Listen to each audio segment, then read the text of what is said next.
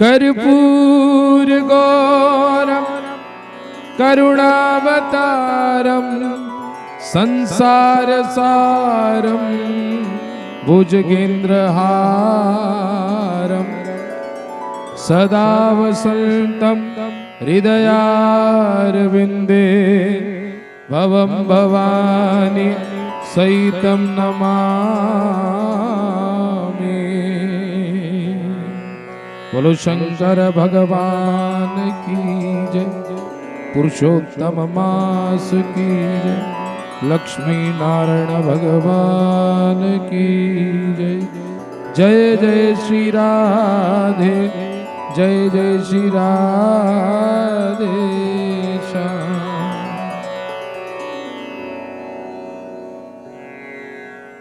व्यासपीठ से आप सभी श्रोता गणों को और जितने भी सोशल मीडिया के माध्यम से इस कथा का श्रवण कर रहे हैं, सभी को जय श्री राधे राधे, जय श्री राधे। पुरुषोत्तम मास की पावन कथा को, पावन महात्म्य को हम लोग सुन रहे हैं।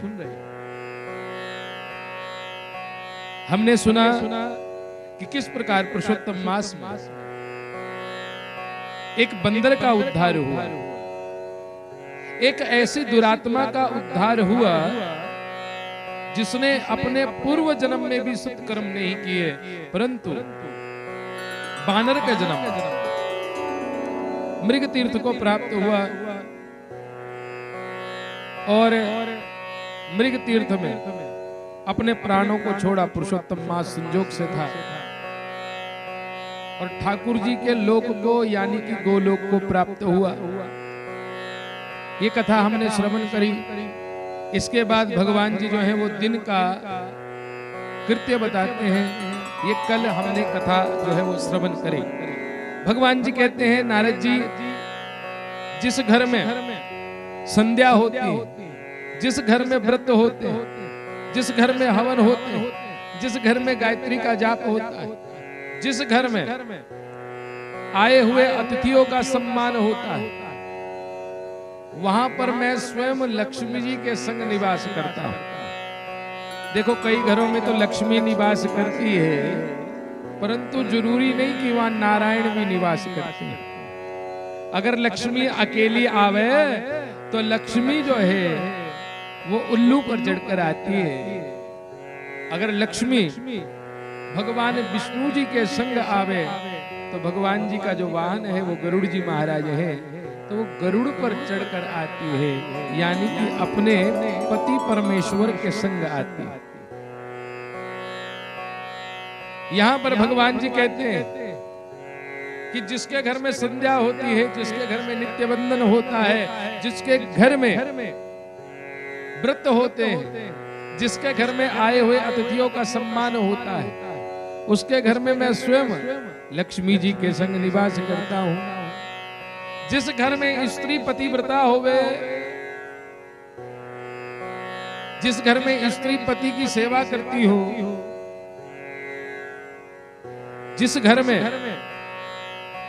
पति की लंबी आयु के लिए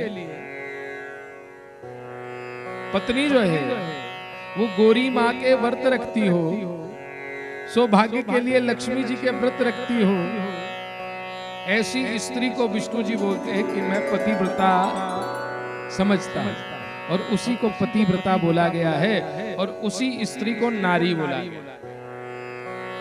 और वेदों में आया है, यत्ते नारिस्तु पूजन्ते रमन्ते तत्र देवता। जहां नारियों का सम्मान होता है, जहां नारियों की पूजा होती है, वहां पर देवता निवास करते हैं। और नारी कौन? जो नारी पतिव्रता है, उस नारी का सम्मान हो। जो नारी कौन? पतिव्रता कौन?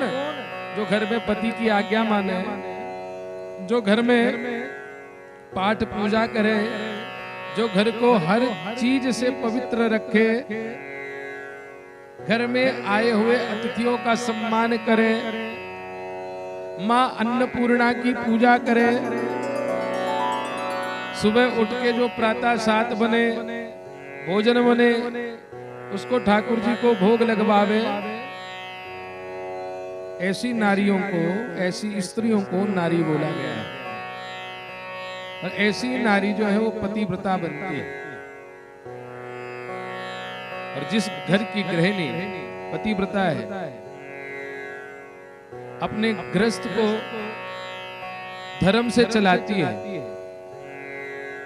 पति जितना कमा के लाए उतने में घर का गुजारा करती है।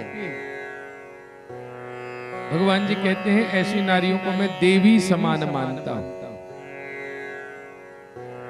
और ऐसी नारियां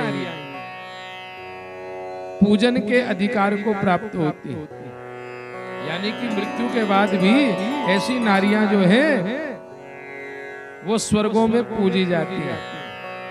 तो जिस घर में ऐसी नारी हो उस घर के संस्कार बने रहते हैं नारद जी।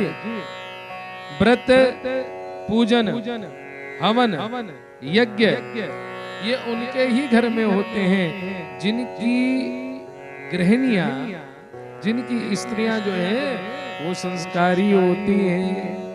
तो इसलिए अगर बालकों में संस्कार लाने हैं तो सबसे पहले हमारी माताओं बहनों को धार्मिक होना पड़ेगा। अगर माँ घर में संध्या वंदन करेगी तो बच्चे भी जो हैं वो संध्या वंदन करने सीखेंगे, क्योंकि सबसे पहले गुरु जो होती है वो माँ होती है। इसलिए शास्त्रों में कहा गया है कि संस्कार की शुरुआत जो होती है वो माँ से ही होती है। तो माँ का संस्कारी होना बड़ा जरूरी है।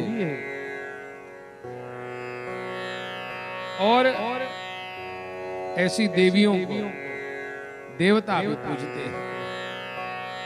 गृहस्थ धर्म के नियम के बारे में भगवान विष्णु नारद जी को बताते हैं कि घर में आए हुए अतिथियों का सम्मान होना चाहिए। गृहस्थ में जितनी कमाई हो उसका 10वां भाग जो है वो पुण्य के लिए निकालना चाहिए।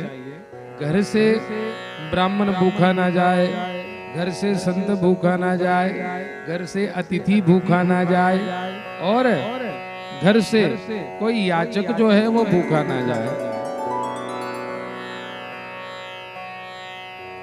जिसके घर से ये सब पूरित होते हैं उस गृहस्थ को गृहस्थ आश्रम बोला जाता है।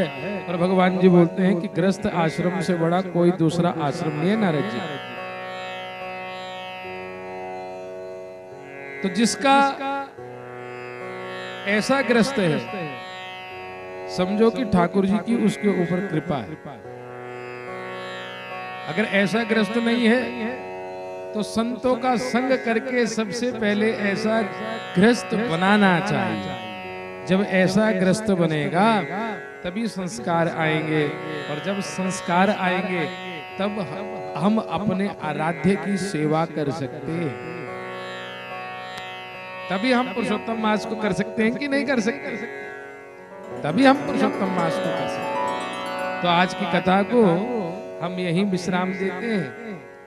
एक बारी सभी बोलिए जय जय श्री राधे श्याम।